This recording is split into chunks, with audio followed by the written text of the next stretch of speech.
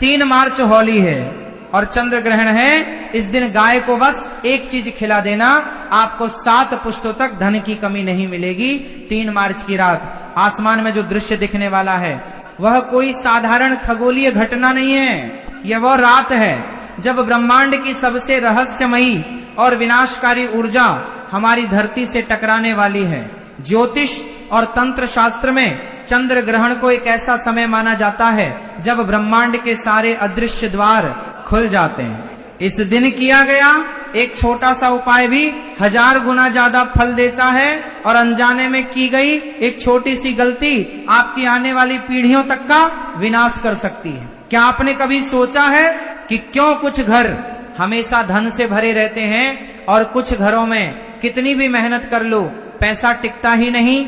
इसका सीधा संबंध हमारे कर्मों और ब्रह्मांड की इस रहस्यमयी चाल से जुड़ा है। लेकिन इन सब के बीच हमारे प्राचीन ग्रंथों में एक ऐसी गुप्त चीज का वर्णन है जो अगर आपने इस 3 मार्च के चंद्र ग्रहण के दौरान चुपचाप एक गाय को खिला दी तो आपकी आने वाली 7 पीढ़ियां भी गरीबी क्या होती है ये पूरी तरह से भूल जाएंगी। धन की देवी माता लक्ष्मी आपके घर में स्थायी रूप से वास करेंगी और राहु केतु जैसे क्रूर ग्रह भी आपके सामने घुटने टेक देंगे।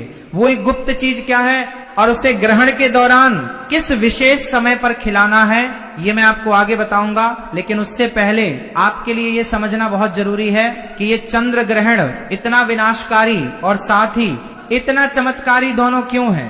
जब भी चंद्र ग्रहण लगता है तो ब्रह्मांड में एक बहुत बड़ा उथल पुथल मच जाता है। विज्ञान इसे केवल सूर्य पृथ्वी और चंद्रमा की एक सीध में आने की घटना मानता है, लेकिन हमारे ऋषि मुनियों ने हजारों साल पहले ही यह देख लिया था कि जब राहु अपनी काली छाया से चंद्रमा को ग्रसता है तो धरती पर मौजूद हर जीवित प्राणी की मानसिक और आर्थिक स्थिति पर बहुत गहरा असर पड़ता है। चंद्रमा हमारे मन का, हमारी भावनाओं का और हमारे घर में बहने वाले धन का सीधा कारक है। जब चंद्रमा ही पीढ़ा में होता है तो इंसान की सोचने समझने की शक्ति कमजोर पड़ जाती है। लोग गलत फैसले लेते हैं, घरों में बिना बात की लड़ाई झगड़े शुरू हो जाते हैं और सबसे बड़ा असर हमारे घर की तिजोरी पर पड़ता है। अब आप सोच रहे होंगे कि आखिर राहु और चंद्रमा की इस दुश्मनी का हमारे घर के पैसों से क्या लेना देना है। इसके पीछे एक बहुत बड़ी और रहस्यमयी कथा जुड़ी हुई है जो सीधे समुद्र मंथन के समय काल से आती है। जब देवता और असुर मिलकर क्षीर सागर में समुद्र मंथन कर रहे थे तो उसमें से 14 अनमोल रत्न निकले थे। उन रत्नों में से एक साक्षात माता लक्ष्मी थी और एक भगवान धनवंतरी थे जो अपने हाथ में अमृत का कलश लेकर प्रकट हुए थे। जब भगवान विष्णु ने मोहिनी रूप धारण करके देवताओं को अमृत पिलाना शुरू किया तो स्वर भानु नाम का एक मायावी असुर भेष बदलकर देवताओं की पंक्ति में जाकर बैठ गया। उस मायावी असुर ने छल से अमृत की कुछ बूंदें पी ली, लेकिन जैसे ही अमृत उसके गले से नीचे उतरने वाला था वहां बैठे सूर्यदेव और चंद्रदेव ने उसे पहचान लिया और भगवान विष्णु को इशारा कर दिया। भगवान विष्णु ने तुरंत अपने सुदर्शन चक्र से उस असुर का सिर धड़ से अलग कर दिया, लेकिन क्योंकि अमृत उसके गले तक पहुंच चुका था इसलिए उसका सिर और उसका धड़ दोनों हमेशा के लिए अमर हो गए। उसका सिर राहु कहलाया और उसका धड़ केतु कहलाया। उसी दिन से राहु और केतु सूर्य और चंद्रमा को अपना सबसे बड़ा दुश्मन मानते हैं। जब भी समय चक्र घूमता है राहु अपनी उसी पुरानी दुश्मनी का बदला लेने के लिए चंद्रमा को निगलने की कोशिश करता है। इसी घटना को हम चंद्र ग्रहण कहते हैं। जब राहु चंद्रमा को जकड़ता है तो चंद्रमा से निकलने वाली अमृतमयी किरणें धरती तक नहीं पहुंच पाती। इसके बजाय राहु की जहरीली और नकारात्मक ऊर्जा धरती पर गिरने लगती है।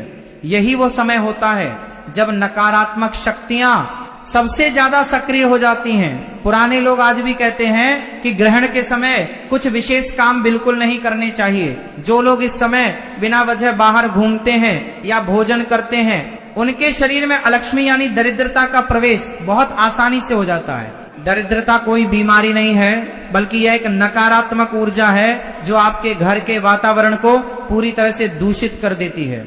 जब यह ऊर्जा घर में प्रवेश करती है तो सबसे पहले आपके घर का कोई न कोई इलेक्ट्रॉनिक सामान खराब होने लगता है, घर की दीवारों में सीलन आने लगती है, परिवार के सदस्यों में बिना बात की कड़वाहट बढ़ने लगती है और पैसा पानी की तरह बीमारियों और व्यर्थ के कामों में बहने लगता है। कई लोग अपनी पूरी जिंदगी ये समझ ही नहीं पाते कि आखिर उनके साथ ये सब क्यों हो रहा है। वे मेहनत करते हैं, रात दिन एक करते हैं, लेकिन फिर भी उनके सिर से कर्ज का बोझ कम होने का नाम ही नहीं लेता। ये सब उसी नकारात्मक ऊर्जा का खेल है जो कभी किसी ग्रहण काल में या किसी अशुभ समय में उनके घर में प्रवेश कर गई थी। तो क्या इस विनाशकारी ऊर्जा से बचने का कोई रास्ता नहीं है? क्या हम राहु के इस मायावी प्रभाव को रोक नहीं सकते? इसका जवाब हमारे शास्त्रों में बहुत स्पष्ट रूप से दिया गया है। जब भी ब्रह्मांड में कोई नकारात्मक शक्ति हावी होती है तो उससे बचने का सबसे बड़ा और अचूक उपाय हमारी गौ माता के पास होता है। सनातन धर्म में गाय को केवल एक पशु नहीं माना गया है, बल्कि उन्हें साक्षात ब्रह्मांड का स्वरूप माना गया है। अथर्व वेद में स्पष्ट लिखा है कि गौ माता के शरीर में 33 कोटि देवी देवताओं का वास होता है। उनके सींगों में ब्रह्मा और विष्णु का वास है, उनके मस्तक पर भगवान शिव विराजमान हैं, उनके नेत्रों में सूर्य और चंद्रमा बसते हैं और उनके खुरों में नाग देवता का वास होता है। गौ माता की पीठ में साक्षात परब्रह्म का वास होता है और उनके गोबर में माता लक्ष्मी निवास करती हैं। जब आप गौ माता के दर्शन करते हैं तो आपको एक साथ पूरे ब्रह्मांड के दर्शन हो जाते हैं। अब जरा ध्यान से सोचिए, जब राहु चंद्रमा को निगल रहा होता है और चंद्रमा पीढ़ा में होता है, उस समय चंद्रमा की ऊर्जा बहुत क्षीण हो जाती है, लेकिन गौ माता के नेत्रों में साक्षात चंद्रमा का वास है जो कभी भी राहु के प्रभाव में नहीं आ सकता। गौ माता की आभा, उनका ऑरा इतना शक्तिशाली होता है कि दुनिया की कोई भी नकारात्मक ऊर्जा उनके आसपास भी नहीं फटक सकती। यही कारण है कि प्राचीन काल में जब भी ग्रहण लगता था तो ऋषि मुनि और राजा महाराजा सबसे पहले गौशाला की तरफ दौड़ पड़ते थे। वे गौ माता की सेवा करते थे क्योंकि वे जानते थे कि यही वह एकमात्र सुरक्षा कवच है जो उन्हें हर प्रकार की विपत्ति से बचा सकता है।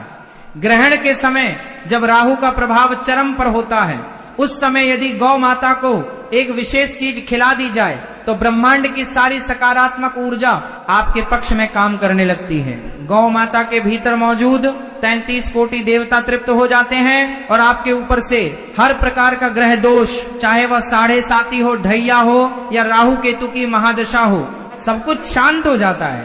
अब आप जरूर सोच रहे होंगे कि आखिर वह कौन सी गुप्त चीज है जिसे इस 3 मार्च के चंद्र ग्रहण के दिन खिलाना है। ये कोई बहुत महंगी या बाजार से मिलने वाली दुर्लभ जड़ी बूटी नहीं है। ये आपके घर की रसोई में मौजूद कुछ बेहद साधारण लेकिन चमत्कारी चीजों का एक विशेष मिश्रण है जिसे खास विधि से तैयार करना होता है। लेकिन इस उपाय को करने से पहले एक बहुत बड़ी और कड़ी शर्त है जिसका पालन करना सबसे ज्यादा जरूरी है। अगर आपने इस शर्त को तोड़ दिया तो ये उपाय बिल्कुल भी काम नहीं करेगा। वह शर्त यह है कि आपको ये उपाय बिल्कुल चुपचाप करना है। चुपचाप का अर्थ है कि जब आप इस विशेष चीज को बना रहे हों और जब आप इसे गौ माता को खिलाने जा रहे हों, तब आपको किसी से भी एक शब्द नहीं बोलना है। कोई आपको पीछे से आवाज न लगाए, कोई आपसे यह न पूछे कि आप क्या कर रहे हैं या आप कहां जा रहे हैं। आपको अपने घर वालों को पहले ही बता देना है कि इस विशिष्ट समय पर वे आपको बिल्कुल भी न टोकें।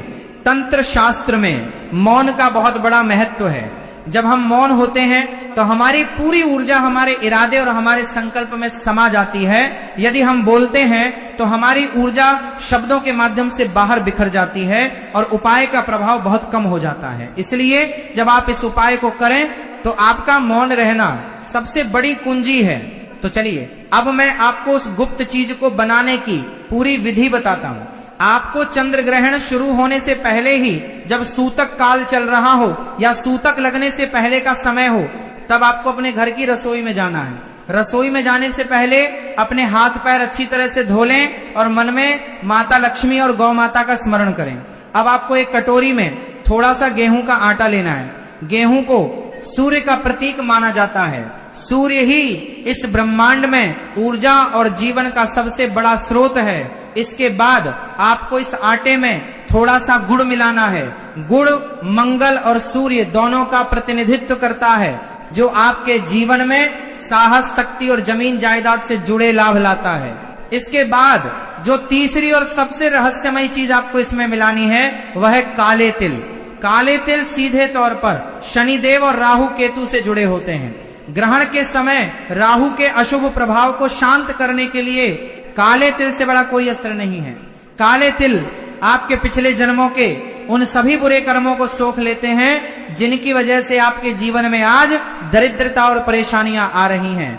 आपको उस आटे और गुड़ के मिश्रण में एक मुट्ठी काले तिल डालने हैं। अब इसमें आपको शुद्ध देसी घी मिलाना है। घी माता लक्ष्मी और शुक्र ग्रह का प्रतीक है जो जीवन में ऐश्वर्य, विलासिता और सुख समृद्धि लाता है। अब इन सभी चीजों को थोड़ा सा पानी मिलाकर गूंथ लें और इसका एक बड़ा सा पेड़ा बना लें। ये पेड़ा कोई साधारण पेड़ा नहीं है, ये आपके जीवन की सभी समस्याओं, आपके सारे कर्जों और आपकी सारी दरिद्रता का एक प्रतीक बन चुका है। अब आती है सबसे महत्वपूर्ण बात। इस पेड़े के ठीक बीच में आपको एक साबुत लौंग छुपानी है। लौंग का फूल पूरा होना चाहिए, कहीं से भी टूटा हुआ नहीं होना चाहिए। तंत्र शास्त्र में लौंग को किसी भी ऊर्जा को बांधने या लॉक करने के लिए इस्तेमाल किया जाता है। जब आप इस पेड़े के अंदर लौंग को दबाते हैं तो आप असल में अपने घर की सारी नकारात्मक ऊर्जा, सारे कष्टों और राहु की सारी बुरी नजर को उस पेड़े के अंदर कैद कर रहे होते हैं। अब आपका ये चमत्कारी पेड़ा पूरी तरह से तैयार है। इसे एक साफ प्लेट में रख लें। जब चंद्र ग्रहण अपने चरम पर हो या जब ग्रहण का मोक्ष हो रहा हो, यानी ग्रहण खत्म हो रहा हो, तब आपको बिना किसी से कुछ बोले चुपचाप अपने घर से बाहर निकलना है। आपको ऐसी गौ माता को ढूंढना है जो शांत स्वभाव की हो सके तो किसी ऐसे रंग की गाय को चुने जिसका रंग सफेद और काला मिला हुआ हो, या फिर लाल रंग की गाय हो। लेकिन अगर ऐसी गाय ना मिले तो जो भी गौ माता आपको दिखे आप उनके पास जा सकते हैं। गौ माता के पास जाकर आपको सबसे पहले अपने मन में उनसे प्रार्थना करनी है। आपको बोलना कुछ नहीं है, केवल अपने मन में कहना है कि हे गौ माता, हे सुरभि, हे कामधेनु, मेरे और मेरे परिवार के द्वारा इस जन्म में या पिछले किसी भी जन्म में जाने अनजाने में जो भी पाप हुए हैं उन्हें क्षमा करें। मेरे घर में जो भी दरिद्रता है, जो भी आर्थिक तंगी है, उसे अपने श्री चरणों में स्थान देकर हमेशा के लिए नष्ट कर दें। राहु और केतु की जो भी बुरी छाया मेरे परिवार पर पड़ी है उसे अपनी दिव्य दृष्टि से भस्म कर दें। यह मानसिक प्रार्थना करने के बाद वह पेड़ा अपनी दाईं हथेली पर रखें और गौ माता की तरफ बढ़ा दें। जब गौ माता उस पेड़े को अपने मुख में लेंगी तो उनकी जीभ आपकी हथेली को स्पर्श करेगी। शास्त्रों के अनुसार जब गौ माता की जीभ किसी मनुष्य की हथेली को स्पर्श करती है तो उस मनुष्य की हस्तरेखाओं में मौजूद सारे दुर्भाग्य, सारे मृत्यु योग और सारे दरिद्र योग उसी क्षण मिट जाते हैं। गौ माता की जीभ में इतनी अद्भुत शुद्धिकरण शक्ति होती है कि वह आपके भाग्य के पन्नों को दोबारा लिख सकती है। जब गौ माता उस पेड़े को चबाकर खा लेंगी तो इसका अर्थ है कि उन्होंने आपके सारे कष्टों को उस लौंग के साथ चबाकर नष्ट कर दिया है और काले तिल के रूप में आपके सारे पापों को भस्म कर दिया है। पेड़ा खिलाने के बाद गौ माता की पीठ पर बहुत प्यार से अपना हाथ फेरें। उनकी पीठ पर हाथ फेरने से आपके शरीर में एक बहुत ही दिव्य और सकारात्मक ऊर्जा का संचार होगा। आपको अपने मन में एक अजीब सी शांति और हल्कापन महसूस होगा, जैसे आपके सिर से कोई बहुत बड़ा बोझ उतर गया हो। इसके बाद गौ माता के खुरों के पास की थोड़ी सी मिट्टी उठाएं और उसे अपने माथे पर लगा लें। यह मिट्टी किसी भी महंगे रत्न या ताबीज से 1000 गुना ज्यादा शक्तिशाली है। ये आपके लिए एक अभेद्य सुरक्षा कवच का काम करेगी। इसके बाद बिना पीछे मुड़कर देखे चुपचाप अपने घर वापस आ जाएं। घर आकर अपने हाथ पैर धो लें और यदि संभव हो तो स्नान कर लें। ये पूरा उपाय देखने और सुनने में भले ही बहुत साधारण लग रहा हो, लेकिन इसके पीछे जो ज्योतिषी और आध्यात्मिक विज्ञान छिपा है वह अचूक है।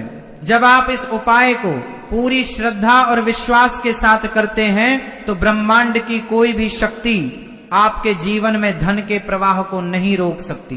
माता लक्ष्मी को आपके घर आना ही पड़ता है। आप देखेंगे कि इस उपाय को करने के कुछ ही दिनों के भीतर आपके जीवन में बहुत बड़े और सकारात्मक बदलाव आने शुरू हो जाएंगे। जो धन रुका हुआ था वह अचानक से वापस आने लगेगा। यदि आप व्यापार करते हैं तो नए ग्राहक और नए अवसर आपके सामने खुद चल कर आएंगे। यदि आप नौकरी में हैं तो आपकी पदोन्नति के रास्ते अपने आप खुलने लगेंगे। घर में जो बिना बात के झगड़े होते थे वे बिल्कुल शांत हो जाएंगे और परिवार के सभी सदस्यों के बीच एक गहरा प्रेम और तालमेल बन जाएगा। सबसे बड़ी बात यह है कि यह उपाय केवल आपको ही फायदा नहीं पहुंचाएगा, बल्कि आपकी आने वाली पीढ़ियों के लिए भी धन और समृद्धि के मार्ग खोल देगा। क्योंकि जब आप गौ माता की सेवा करते हैं और उनके माध्यम से अपने कर्मों को शुद्ध करते हैं तो उसका पुण्य फल 7 पीढ़ियों तक जाता है। आपके बच्चों को और उनके बच्चों को कभी भी उस तरह के संघर्ष का सामना नहीं करना पड़ेगा जो आपने अपने जीवन में देखा है। ये गौ माता का आशीर्वाद है जो कभी खाली नहीं जाता। इसलिए इस 3 मार्च के चंद्र ग्रहण को ऐसे ही व्यर्थ न जाने दें। ये समय बार बार लौट कर नहीं आता। ब्रह्मांड आपको एक बहुत बड़ा अवसर दे रहा है अपने भाग्य को अपने हाथों से बदलने का। अपने मन में कोई संदेह न रखें। जहां संदेह होता है वहां चमत्कार कभी नहीं होते। पूरी निष्ठा, पूरे विश्वास और पूर्ण समर्पण के साथ इस गुप्त उपाय को करें। याद रखें, आपको ये सब बिल्कुल चुपचाप करना है। जब गौ माता आपके उस विशेष पेड़े को स्वीकार कर लेंगी तो समझ लीजिएगा कि ब्रह्मांड ने आपकी प्रार्थना सुन ली है। आपके जीवन से जुड़ी हर वो परेशानी जो आपको रात में सोने नहीं देती, जो आपको अंदर ही अंदर खा रही है, वह बहुत जल्द खत्म होने वाली है। बस अपने कर्मों को शुद्ध रखें, किसी का बुरा ना सोचें और जब भी मौका मिले बेजुबान जानवरों की मदद जरूर करें। क्योंकि ईश्वर हर जगह मौजूद है और वह अक्सर इन्हीं बेजुबान जीवों के रूप में हमारी परीक्षा लेने आते हैं। गौ माता की सेवा से बड़ा इस कलयुग में कोई दूसरा धर्म नहीं है। इस ग्रहण काल में अपने मन को शांत रखें, क्रोध से बचें, किसी से विवाद न करें और जितना हो सके अपने इष्ट देव के मंत्रों का मानसिक जाप करते रहें। ग्रहण का समय डरने का नहीं, बल्कि खुद को आध्यात्मिक रूप से मजबूत करने का समय होता है। जब आप अपनी आंतरिक ऊर्जा को जगा लेते हैं तो बाहर का कोई भी ग्रह गोचर, कोई भी ग्रहण आपका कुछ नहीं बिगाड़ सकता। आप खुद अपने भाग्य के रचयिता बन जाते हैं। तो तैयार हो जाइए इस 3 मार्च की रात के लिए, जब आप एक छोटे से पेड़े और गौ माता के आशीर्वाद से अपने जीवन की सबसे बड़ी जीत हासिल करने वाले हैं। दरिद्रता को हमेशा के लिए अपने घर से विदा करने का समय आ गया है। इस महा उपाय को करें और फिर देखें कि कैसे चमत्कार है। खासकर गर्भवती महिलाओं को और हमारी कुंडली पर इसका कैसे असर पड़ेगा। और सबसे बात, ग्रहण खत्म होने के बाद और होलिका दहन से पहले आपको कौन से काम जरूर करने चाहिए ताकि आपके परिवार पर कोई भी आंच ना आए। भक्तों, इसके लिए आपको वीडियो को पूरा ही देखना होगा। अगर आज आपने इस वीडियो को आधा अधूरा छोड़ने की भूल करी तो आपको जिंदगी भर पछताना पड़ सकता है। कुछ लोग होते हैं जो वीडियो को आता है अधूरा छोड़कर आगे बढ़ जाते हैं और उन्हें कोई सफलता हासिल नहीं होती, इसलिए वीडियो को पूरा ही देखिएगा। अगर आप भी चाहते हो कि चंद्र ग्रहण पर आप पर और आपके परिवार पर किसी भी प्रकार का कोई दुष्प्रभाव ना पड़े तो वीडियो के अंत तक आपको बने रहना है। तो चलिए भक्तों, अपना समय ज्यादा बर्बाद ना करते हुए जानकारी आरंभ करते हैं और जान लेते हैं। सबसे पहले बात कर लेते हैं उस कंफ्यूजन की, जिस उलझन की वजह से हमारी तिथियों को लेकर मन में कंफ्यूजन बन जाता है। तो देखिए, हिंदू पंचांग की बात करें, होली का त्योहार फाल्गुन मास की पूर्णिमा तिथि को मनाया जाता है और साल 2026 में फाल्गुन पूर्णिमा की जो तिथि है वो 2 मार्च की शाम को शुरू होकर 3 मार्च की शाम तक रहेगी। अब यही से सारा कंफ्यूजन शुरू होता है। आमतौर पर हम जिस दिन पूर्णिमा की शाम होती है उसी दिन होली का दहन करते हैं, लेकिन साल 2026 में 3 मार्च की शाम को यानी कि पूर्णिमा की शाम के समय में आसमान में चंद्र ग्रहण, और हमारे शास्त्रों की बात करें तो यह अटल नियम है कि ग्रहण काल में कोई भी शुभ कार्य या पूजा या अग्नि प्रज्वलित